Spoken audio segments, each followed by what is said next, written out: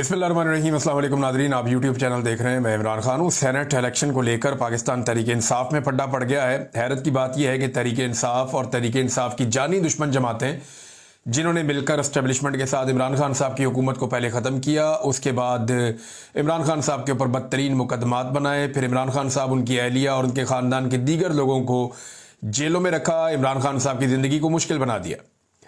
वो तमाम लोगों के साथ पाकिस्तान तहरीक इंसाफ के मामला ठीक हो गए हैं और उन तमाम लोगों के साथ जो है बंदर बांट भी कर ली गई है कि कितनी सीटें आपको मिलेंगी और कितनी सीटें पाकिस्तान तहरीक इंसाफ को मिलेगी।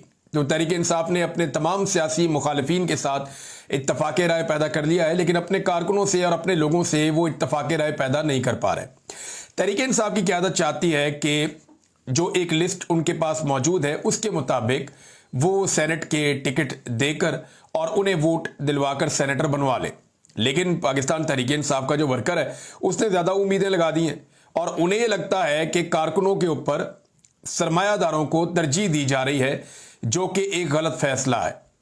एक प्रेस कॉन्फ्रेंस भी हुई तहरीक इंसाफ के अहदेदारों की जानिब से पेशावर में, और उन्होंने कहा जी कि वज़ीर आला हाउस और असम्बली का हम घेराव भी कर सकते हैं। उन्होंने ये ऐलान भी किया।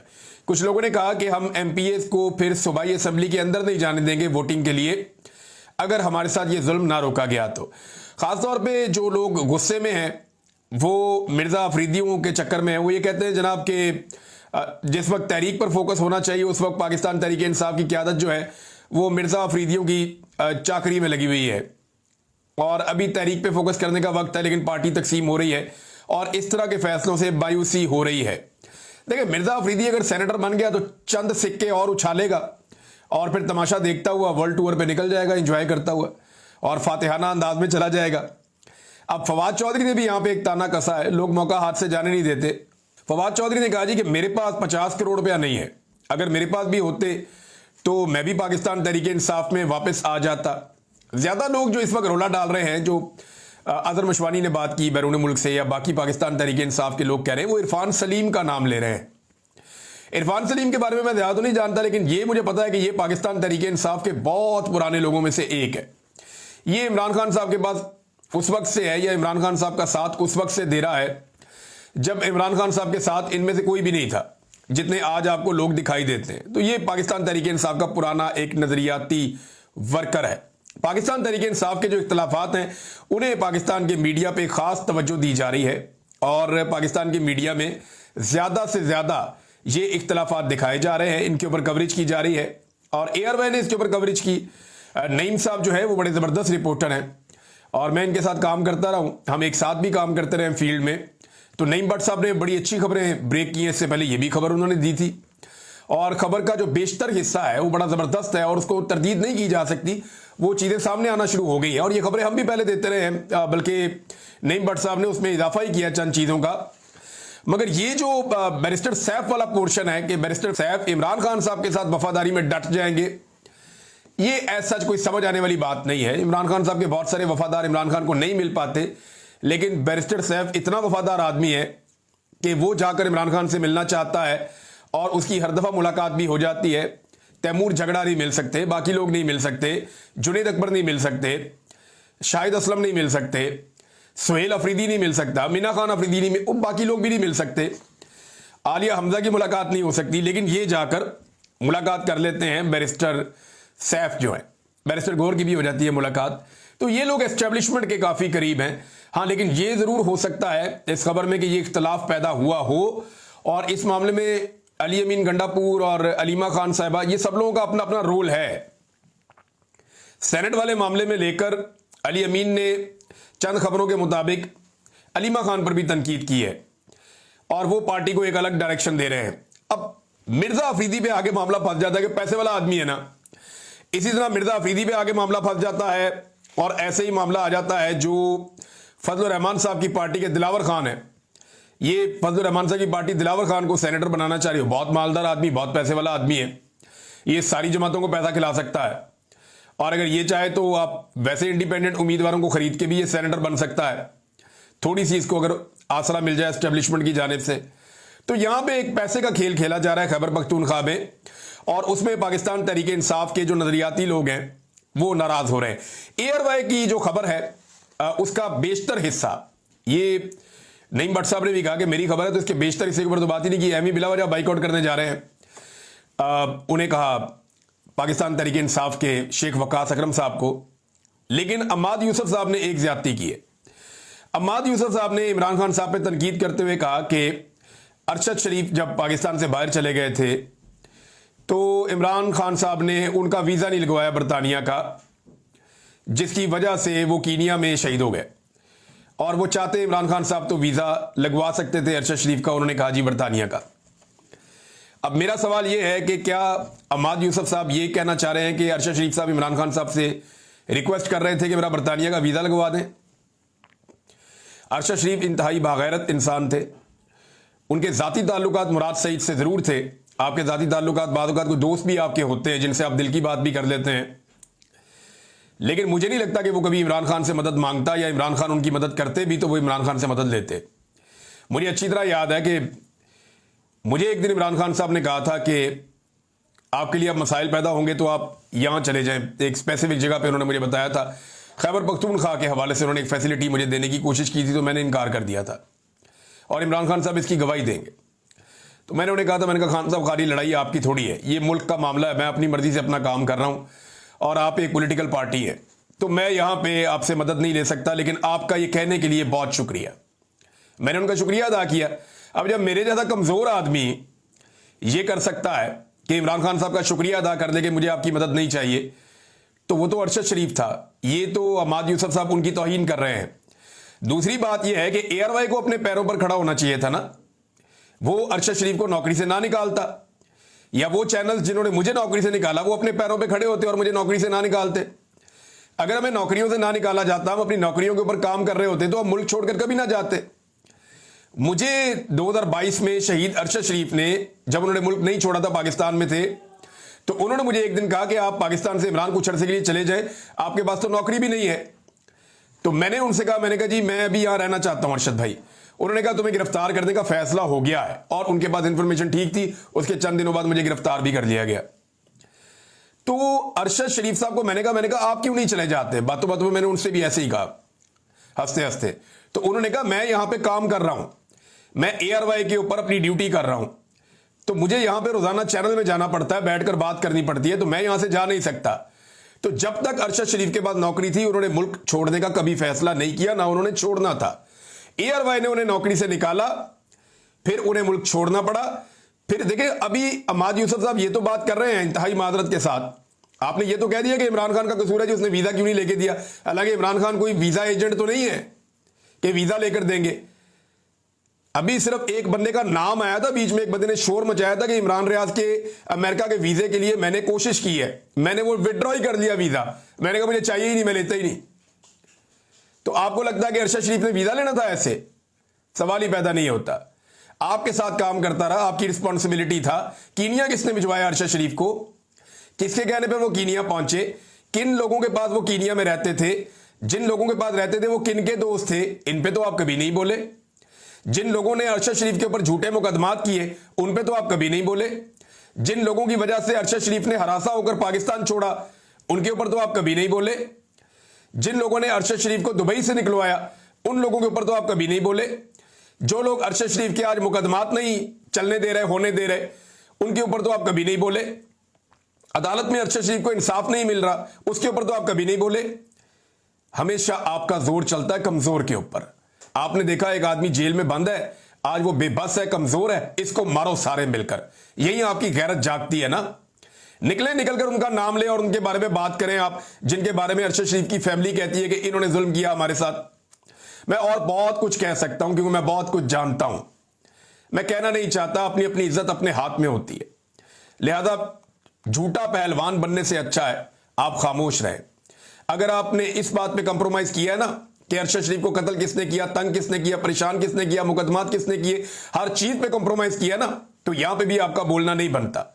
और आप एक पॉलिटिकल पार्टी के लीडर को कह रहे हैं जो जेल में बंद है, जिसकी उस वक्त हुकूमत भी नहीं थी, कि ये वीजे क्यों नहीं लेकर दे रहा अरशद शरीफ को। ये आपने शहीद अरशद शरीफ की भी तौहीन की है और आपने सहाफत की भी तौहीन की है।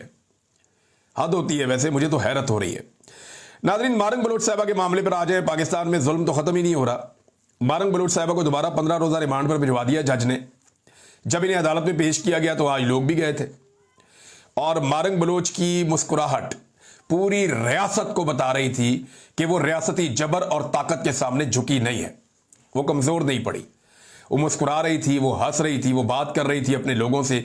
उसकी हिम्मत नजर आ रही थी, उसकी जुर्रत नजर आ रही थी, उसकी बहादुरी नजर आ रही थी, उसका अज़म नजर आ रहा था अपने लोगों के लिए कि वो हार मानने के लिए तैयार नहीं है। वो डट कर खड़ी हुई है अपने लोगों के लिए, जबरी गुमशुदगियों के खिलाफ, बलूचिस्तान के हुकूक के लिए। और बलूचिस्तान के जो हमारे रहने वाले नौजवान हैं, इनमें 40% जो है वो हमारे पश्तून नौजवान है, बाकी बलोच नौजवान है बहुत बड़ी तादाद में। तो उन सबके लिए वो आवाज उठा रही है, बलूचिस्तान के अमन के लिए आवाज उठा रही है। वहां पे जो इस्तेहसाल हो रहा है, उनके जो वसाइल छीने जा रहे हैं, उनकी जो मादनियात पे कब्जे हो रहे हैं, उनके खिलाफ आवाज उठा रही है। तो ये जो आवाज उठाने वाली खातून है, इसकी हिम्मत को सलाम है, जिस तरीके से ये मजबूती के साथ अदालत में मौजूद थी। मारंग बलोच ने जज को कहा, बात तो सुने। जज साहब बात ही नहीं सुन रहे थे। कहा बात तो सुने, फैसला तो आपने वही देना जो लिखा आ गया आपको, लेकिन बात तो सुने। हमारे अभी तक जज के ऑर्डर के बावजूद वकालतनामे हमें साइन नहीं करने दिए जा रहे। हम वकालतनामे साइन करना चाहते हैं, हमें वकालतनामे साइन नहीं करने दिए जा रहे। ये मारंग बलोच ने जज को बताया। आप अंदाजा करें कितना जुल्म है। 4 महीने हो गए लगभग ये खातून और इनके साथ दीगर 5 लोग अंदर है, जिनमें एक माजूर भी है। व्हील चेयर पर उसको उठा उठाकर लेकर जाते हैं, लेकिन इनके वकालतनामे साइन नहीं होने दिए जा रहे। मारंग बलोच का हंसना, मुस्कुराना, वहां पे लोगों के साथ खुलकर बात करना, जज के सामने ऐसे डट कर खड़े होना, निजाम इंसाफ को बेनकाब करना, ये पाकिस्तान की रियासत के लिए एक परेशान कुन सूरत हाल है। इन्हें समझना पड़ेगा कि जबर के साथ ये कंट्रोल नहीं कर पाएंगे। ये नौजवान मुख्तलिफ लोग हैं, ये सोशल मीडिया का दौर है, ये अब 2025 में जिंदा है, 18वीं सदी में नहीं है। अब आपकी मनमानी वैसे नहीं चलेगी। ये नौजवान आपसे हार नहीं मानेंगे, ये आपको शिकस्त देंगे, ये आपसे अपने हुकूक छीन लेंगे। इससे पहले कि ये आपको रुसवा करके, जलील करके आपसे अपने हुकूक छीने, आप इन्हें इनके हुकूक लौटा दें, ये ज्यादा बेहतर होगा। बहरहाल इसके ऊपर बड़ा रद्दअमल भी आया। नादिया बलूच साहबा का एक ट्वीट है, आज फिर इंसाफ का कत्ल हुआ। वैसे मैं अगर सोचूं ना कि डरते हैं बंदूकों वाले एक निहत्ती लड़की से, तो आज के दौर में जो मेरे दिमाग में सामने शक्लें आती हैं ना, आज के दौर में, माजी में बहुत सारी ऐसी खवातीन रहीं, उसमें सबसे पहला नाम मैं ले लेता हूं फातिमा जिना रहमतुल्लाह, फातिमा जिना का। फातिमा जिना मादरे मिल्लत हैं और उन्होंने जिस तरह डिक्टेटर का सामना किया, तो मुझे ऐसा लगता है, मैंने हिस्ट्री पढ़ी उसमें कहानी वहां से शुरू होती है। बेनजीर भुट्टो भी थी, नुसरत भुट्टो भी थी और लोग भी थे। एक दौर में नवाज शरीफ की बीवी ने भी एक डिक्टेटर के खिलाफ जदोजहद की थी, कुलसूम नवाज साहिबा ने। मरियम नवाज साहिबा ने तो जूते ही पॉलिश कर दिए पकड़ के। सारी अपनी जो थोड़ी बहुत उन्होंने शुरू की थी, रेजिलियंस दिखाना शुरू ही की थी, उन्होंने तबाह बर्बाद कर दी पकड़ के, साथ ही बूट पकड़ लिया। बहुत ही स्टेमिना ही नहीं था बिल्कुल इनका। तो आज के दौर में अगर मैं देखता हूं ना, तो मेरे दिमाग में कौन आता है? मारंग बलूच, यास्मीन राशिद,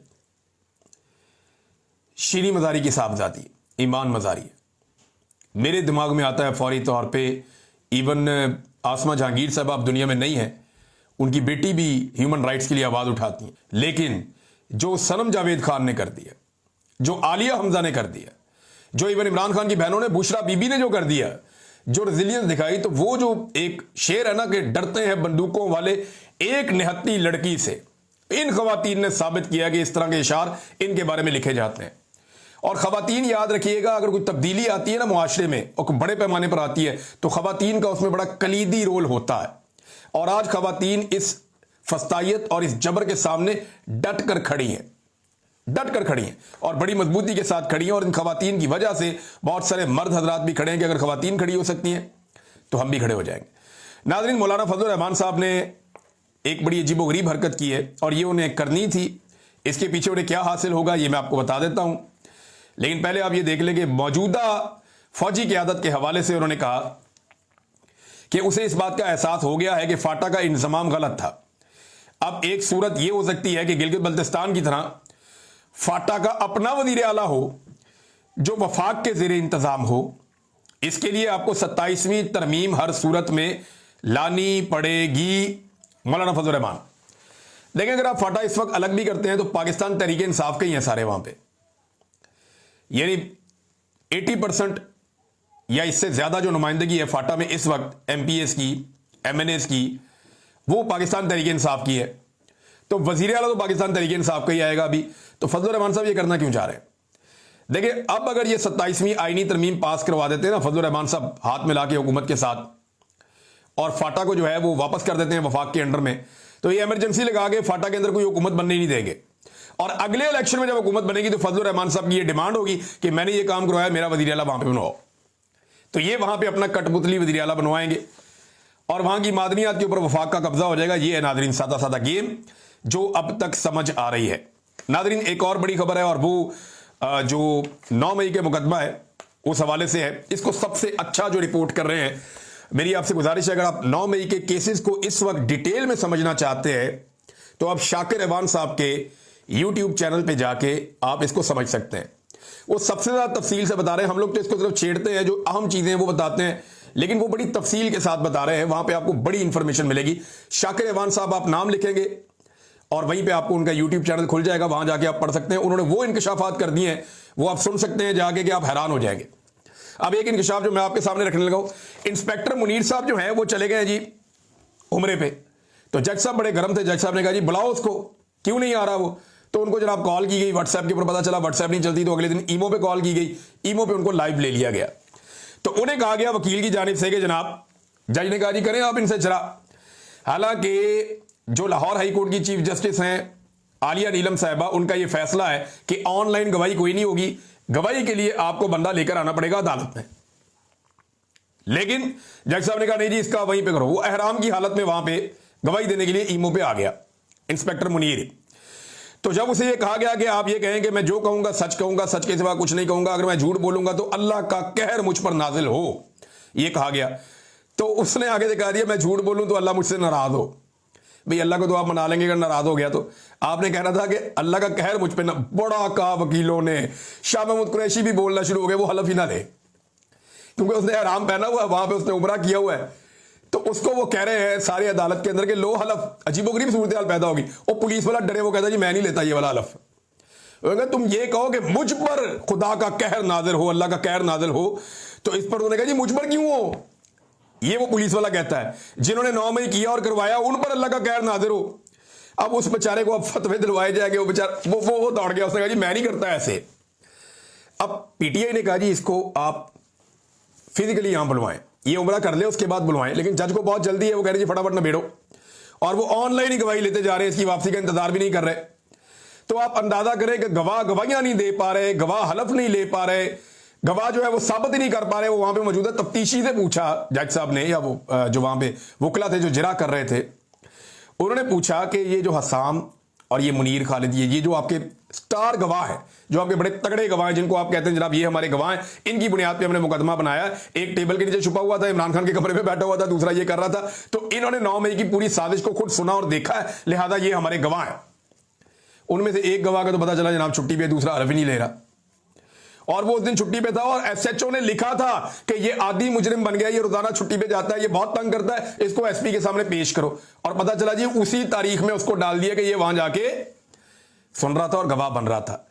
अब देखें, जो सवालात पूछे गए उनसे ये पूछे गए कि 9 मई की साजिश इन्होंने सुनी है ना, ये आपके स्टार गवाह हैं, क्या आप जमान पार्क गए हैं? तफ्तीशी से पूछा, उसने कहा जी मैं नहीं गया। उन्होंने कहा जो स्टार गवाहान है इनको लेकर आप वहां तक गए जहां पे बैठ के इन्होंने साजिश सुनी थी या साजिश हुई थी? तफ्तीशी कहता जी नहीं। उन्होंने कहा ये साबित कर सकते हैं आपके ये दोनों बंदे वहां पे उस दिन मौजूद थे साजिश सुनने के लिए? तफ्तीशी कहता है जी ये वहां थे नहीं। साबित कर सकते हैं? उसने कहा जी नहीं। उन्होंने कहा सीडीआर है आपके पास, कोई कॉल डाटा रिकॉर्ड ही हो आपके पास कि इनके मोबाइल फोन उन दिनों वहां पे फिर रहे थे, ये वहां गए थे? उन्होंने कहा जी नहीं। उन्होंने कहा सेफ सिटी का कोई रिकॉर्ड किसी कैमरे में निकल आए जिसमें आप ये साबित कर देंगे जनाब ये दो आपके स्टार गवाह जो आपके हैं ये वहां पे उस वक्त मौजूद थे? उन्होंने कहा जी नहीं। कोई एक रिकॉर्ड ये फ्राहम नहीं कर सके जिसमें साबित करें कि ये जो गवाह थे ये उस दिन जमान पार्क गए हुए थे और वहां पे खुफिया तौर पे सुन रहे थे। अब वहां पे जो लोग मौजूद थे जरा उनकी बात सुने आप। ये जमशेद इकबाल चीमा साहब और उनकी एहलिया, इन्होंने भी बड़ी बेचारों कुर्बानी दी, बड़ी मार खाई, इनको बहुत परेशान किया। इवन इनके बच्चे तक दरबदर हो गए, ये जेलें भी काटते रहे, परेशान भी रहे, भागे भी रहे, इनका कारोबार भी तबाह हो गया। तो जमशेद इकबाल चीमा साहब और मुसर्रत जमशेद चीमा साहबा। ये कहते हैं जी साजिश की गवाही देने वाला शख्स कहता है कि वो टेबल के नीचे बैठा हुआ था और इमरान खान की टेबल तो इतनी छोटी थी, ये टेबल आपने देखी हुई है जिसपे इमरान खान साहब पांव रख के बैठते थे। उस पूरे कमरे में कोई भी बड़ी टेबल नहीं थी। एक बच्चा जो होता है ना छोटा 2 साल का, मेरे ख्याल में वो भी छुप के नहीं बैठ सकता उस टेबल के नीचे जहां पे ये इतना भारी भरकम पुलिस वाला छुप के बैठा हुआ था। वो ये कह रही हैं कि वहां बिल्ली का बच्चा नहीं आ सकता। ये सब एक्सपोज हो रहे हैं। ये तमाम मुकदमा सियासी और जाती अना पर बनाए गए हैं। वैसे पाकिस्तान की एस्टेब्लिशमेंट को शर्म आनी चाहिए कि यार ऐसे घटिया मुकदमा, तारीख आपको किन अल्फाज में याद रखेगी? आप तारीख के हाथों कत्ल हो चुके हैं, तारीख में आप मर चुके हैं, मुर्दा हो चुके हैं। और इमरान खान साहब को आपने तारीख में अपनी इन हरकतों की वजह से अमर कर लिया है। और अब आप कभी ये ट्वीट करवा के, वो करवा के, यहां से दबाव डलवा के, वहां से करके, अब आप इमरान खान का कुछ बिगाड़ नहीं सकते। पब्लिक ओपिनियन को आप ऐसे नहीं बदल सकते। अगर इमरान खान को कोई तबाह करेगा तो इमरान खान के अपने फैसले करेंगे या इमरान खान की अपनी पार्टी करेगी, जो मुझे ऐसा लगता है कुछ लोग कोशिश भी कर रहे हैं। वरना ये ना एस्टेब्लिशमेंट से होना है और ना उनके टाउटों से होना है। अब तक के लिए इतने, अपना ख्याल रखिएगा, अपने चैनल का भी। अल्लाह हाफिज़।